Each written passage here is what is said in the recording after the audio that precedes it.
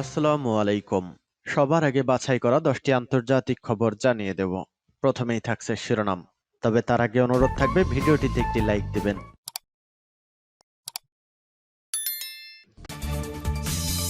ফিলিস্তিনের মুসলমান এবং দখলদার ইহুদিবাদী ইসরায়েলের মধ্যে ব্যাপক যুদ্ধ চলছে দীর্ঘদিন ধরে। এর মধ্যে গুরুত্বপূর্ণ আপডেট সংবাদ, এবার মুসলিম দুই শক্তিধর দেশ যুদ্ধ শুরু হয়ে গেছে। ইরান এবং পাকিস্তান, ভয়াবহ যুদ্ধের উত্তেজনা, ফল ভয়ানক হতে পারে। ইরানের মিসাইল হামলার বিরুদ্ধে হুঁশিয়ারি দিল পাকিস্তান। এরপর জানিয়ে দেব হুতিদের লক্ষ্যস্থলে হামলা চালিয়েছে যুক্তরাষ্ট্র। এদিকে লোহিত সাগরে এবার গ্রিসের জাহাজে ক্ষেপণাস্ত্র হামলা চালিয়েছে হুথিরা। জানিয়ে দেব আগুন নিয়ে খেলবেন না, ফিলিপাইনকে চীনের হুঁশিয়ারি। দক্ষিণ কোরিয়া ১ নম্বর শত্রু দেশ, পুনর্একত্রীকরণ আর সম্ভব নয়, কিম জং উনের ঘোষণা। এবং সর্বশেষ জানিয়ে দেব উত্তপ্ত মিয়ানমার, কোণঠাসা সেনাবাহিনী, বিদ্রোহীদের দখলে ৩৩ শহর। এতক্ষণ শুনছিলেন সংবাদ শিরোনাম, এখন বিস্তারিত। অনুরোধ থাকবে ভিডিওটিতে একটি লাইক দিন, কমেন্টস করে জানিয়ে দিন আপনি কোন জেলা থেকে বা কোথা থেকে এই সংবাদটি শুনছেন। ফল ভয়ানক হতে পারে, ইরানের মিসাইল হামলার বিরুদ্ধে হুঁশিয়ারি পাকিস্তানের। পাকিস্তানে মিসাইল হামলা চালিয়েছে ইরান। এই ঘটনার নিন্দায় সরব ইসলামাবাদ। ইরানকে পাল্টা মারের হুঁশিয়ারি দিয়েছে পাকিস্তান। অভিযোগ, প্ররোচনা ছাড়াই তেহরান এই হামলা চালিয়েছে। পাকিস্তানে মিসাইল ও ড্রোন হামলা চালিয়েছে ইরান। ঘটনার নিন্দা করে সরব হলো ইসলামাবাদ। পাল্টা মারের হুঁশিয়ারি দিয়েছে তারা। প্ররোচনা ছাড়াই তেহরান এই হামলা চালিয়েছে বলে অভিযোগ করা হয়েছে। ক্ষেপণাস্ত্র হামলার জেরে ভারতের বন্ধু ইরানের রাষ্ট্রদূতকে বহিষ্কার করল পাকিস্তান। একই সঙ্গে ইরানে পাক রাষ্ট্রদূতকে অবিলম্বে দেশে ফেরানোর সিদ্ধান্ত নেওয়া হয়েছে। জানা গিয়েছে তেহরানে নিযুক্ত পাক রাষ্ট্রদূতকেও দেশে ফিরে আসার নির্দেশ দিয়েছে ইসলামাবাদ। ড্রোন ও মিসাইল হামলার নিন্দা জানিয়েছে পাকিস্তান। মঙ্গলবার পাকিস্তানের দক্ষিণ পশ্চিম বালুচিস্তান প্রদেশে হামলা চালায় ইরান। সেখানকার সুন্নি গোষ্ঠী জৈশ আল আদলের একাধিক ঘাঁটিতে আশ্রে পড়ে তেহরানের ছোড়া ক্ষেপণাস্ত্র।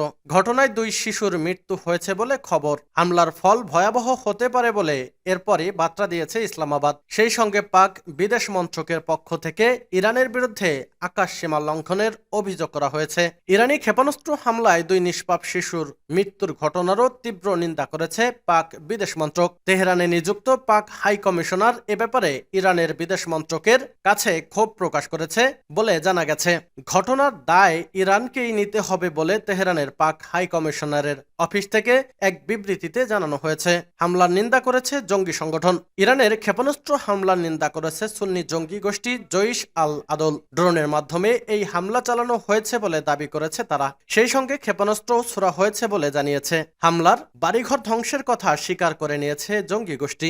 ইরানি হামলা নিয়ে একটি আন্তর্জাতিক সংবাদ মাধ্যমকে বালুচিস্তান কর্তৃপক্ষ জানিয়েছে যে 2 শিশুর মৃত্যুর পাশাপাশি জখম হয়েছে আরও 4 জন। মৃত্যু শিশুদের বয়স 8 এবং 12। বাড়িঘরের পাশাপাশি মসজিদ লক্ষ্য করেও হামলা চালানো হয়েছে বলে দাবি করেছে বালুচিস্তানের deputy commissioner Mamta Khetran. Russia Ukraine যুদ্ধ এখনো শেষ হয়নি, তারই মধ্যে মধ্যপ্রাচ্যে সংঘর্ষ বাড়িয়েছে উদ্বেগ। এবার ইরানের বিরুদ্ধে পাকিস্তানের দেখে নেওয়ার হুমকি, নতুন করে তৈরি হয়েছে যুদ্ধের আশঙ্কা। ফের হুতিদের লক্ষ্যস্থলে হামলা যুক্তরাষ্ট্রের। লোহিত সাগরে ইসরায়েলগামী মাল্টার পতাকাবাহী গ্রিসের মালিকানাধীন একটি জাহাজে হামলা চালিয়েছে ইয়েমেনের ইরান সমর্থিত হুতিরা। ইয়েমেনে হুতিদের জাহাজ বিধ্বংসী ব্যালিস্টিক ক্ষেপণাস্ত্রের উৎক্ষেপণ ক্ষেত্রে হামলা চালিয়েছে যুক্তরাষ্ট্রের সামরিক বাহিনী।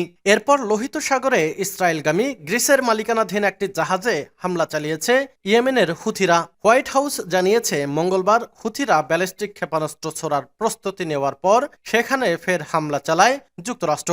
মার্কিন কর্মকর্তাদের উদ্ধৃত করে রয়টার্স জানায়, এই হামলায় হুতিদের 4টি জাহাজ বিধ্বংসী ক্ষেপণাস্ত্রকে লক্ষ্যস্থল করা হয়। এক বিবৃতিতে যুক্তরাষ্ট্রের সেন্ট্রাল কমান্ড জানিয়েছে তাদের হামলায় 4টি ব্যালিস্টিক ক্ষেপণাস্ত্র ধ্বংস হয়। এগুলো ছোড়ার জন্য প্রস্তুতি নেওয়া হয়েছিল, আর তা ওই অঞ্চলে থাকা বাণিজ্যিক ও মার্কিন নৌবাহিনীর যুদ্ধ জাহাজগুলোর জন্য আসন্ন হুমকি ছিল। হোয়াইট হাউসের মুখপাত্র জন কির্বি বলেছেন, আমরা এর বিস্তৃতি ঘটাতে চাই না। হুতিদের সিদ্ধান্ত নেওয়ার মতো সুযোগ আছে, আর এখনো সঠিক সিদ্ধান্ত নেওয়ার সময় আছে।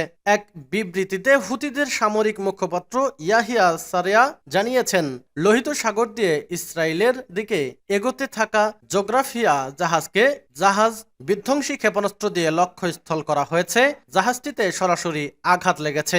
রয়টার্স এক নিরাপত্তা সংস্থা ও গ্রিসের জাহাজ চলাচল মন্ত্রণালয়ের দুই কর্মকর্তার বরাতে জানিয়েছে, মাল্টার পতাকাবাহী মালবাহী জাহাজটি ইয়েমেনের সালিফ বন্দর থেকে ৭৬ নটিক্যাল মাইল উত্তর পশ্চিমে থাকা অবস্থায় ক্ষেপণাস্ত্র হামলার শিকার হয়। লোহিত সাগরে এবার গ্রিসের জাহাজে ক্ষেপণাস্ত্র হামলা। ইয়েমেনের হুতিদের ঘাঁটি লক্ষ্য করে যুক্তরাষ্ট্র একের পর এক হামলা চালালেও দমছে না বিদ্রোহী গোষ্ঠীটি। পাল্টা মঙ্গলবার লোহিত সাগরে মাল্টার পতাকাবাহী গ্রিসের মালিকানাধীন একটি জাহাজে ক্ষেপণাস্ত্র হামলা চালিয়েছে তারা। গাজায় ইসরায়েলি আগ্রাসনের জেরে পুরো মধ্যপ্রাচ্য উত্তপ্ত।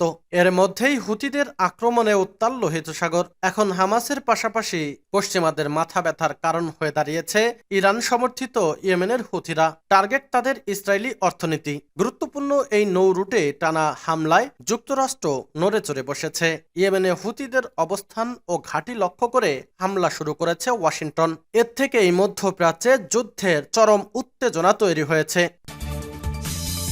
আগুন নিয়ে খেলবেন না, ফিলিপাইনকে চীনের হুঁশিয়ারি। তাইওয়ানের নির্বাচন অনুষ্ঠানের পর নতুন নেতা লাই চিং-তেকে অভিনন্দন জানানোর কারণে ফিলিপাইনকে হুঁশিয়ারি করেছে চীন। চীনা পররাষ্ট্র মন্ত্রণালয় গতকাল এক বিবৃতিতে ফিলিপাইনের প্রেসিডেন্ট মার্কো জুনিয়রকে ভৎসনার সঙ্গে বলেছেন, ফিলিপাইনের পক্ষ থেকে এই শুভেচ্ছা বাণী এক চীন নীতির চরম লঙ্ঘন। সামাজিক মাধ্যম এক্স পেইজে দেওয়া এক পোস্টে মার্কোস বলেন, শান্তি, উন্নয়ন এবং জনগণের সমৃদ্ধির জন্য তিনি তাইওয়ানের নতুন সরকারের সঙ্গে ঘনিষ্ঠ সহযোগিতা ও পারস্পরিক স্বার্থ জোরদার করতে আগ্রহী।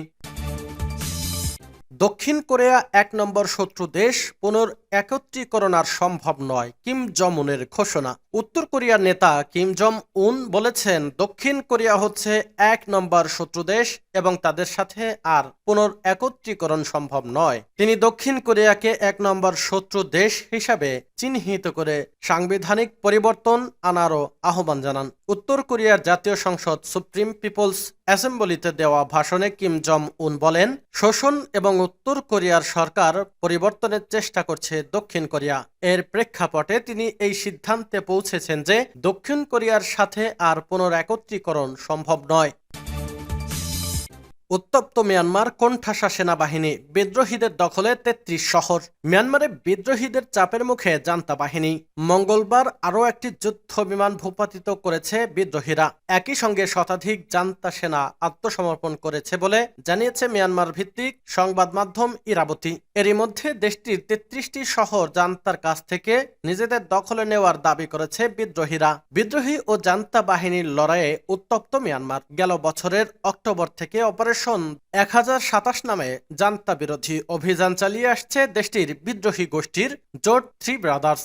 তাদের অভিযানের মুখে কাবু জান্তা সেনারা হারাচ্ছে একের পর এক শহরের নিয়ন্ত্রণ। বর্তমানে দেশটির বিভিন্ন প্রদেশে জান্তা বাহিনীর বিরুদ্ধে সক্রিয় আছে বিদ্রোহীরা। শান রাখাইন, চীন সহ অনেক প্রদেশের শহর এখন তাদের দখলে। বিদ্রোহীদের দাবি, গেল ৩ মাসে তারা ৩৩টি শহর নিজেদের নিয়ন্ত্রণে নিয়েছে। মঙ্গলবার মিয়ানমারের উত্তরাঞ্চলীয় শান রাজ্যে জান্তার একটি যুদ্ধ বিমান ভূপাতিত করেছে কাচিন ইন্ডিপেন্ডেন্স আর্মি। ২ সপ্তাহেরও কম সময়ের মধ্যে এটি দ্বিতীয় যুদ্ধ বিমান ভূপাতিত করার ঘটনা। অন্যদিকে রাখাইন আর্মি দাবি, তাদের কাছে আত্মসমর্পণ করেছে ১০০-র বেশি জান্তা সেনা। একটি সেনা ঘাঁটিও ধ্বংসের দাবি করা হয়েছে।